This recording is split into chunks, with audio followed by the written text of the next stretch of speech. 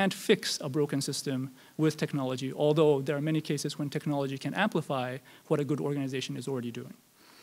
So when we think about ICT for development, the tendency is to focus on the technology. So in the case of mobile phones, you start with a particular technology, and we think that's the technology.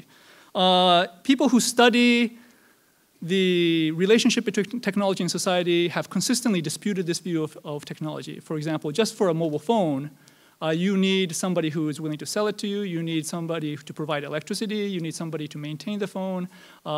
All kinds of things need to be in place in order for that mobile phone to really work.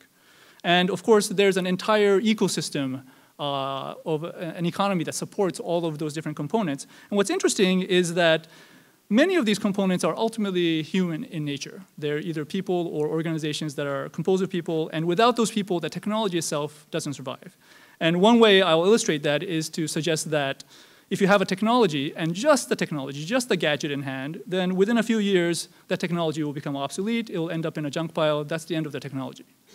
One reason why IICD succeeds at what it does, I think, is because it focuses on the larger system that involves human beings.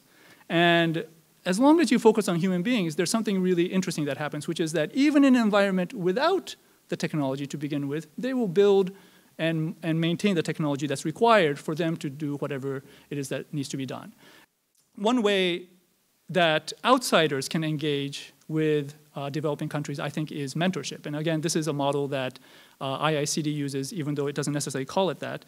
And I think this model is really the one that at some level, we intuitively understand. There's a very well-known saying, if you give a person a fish, they eat for a day.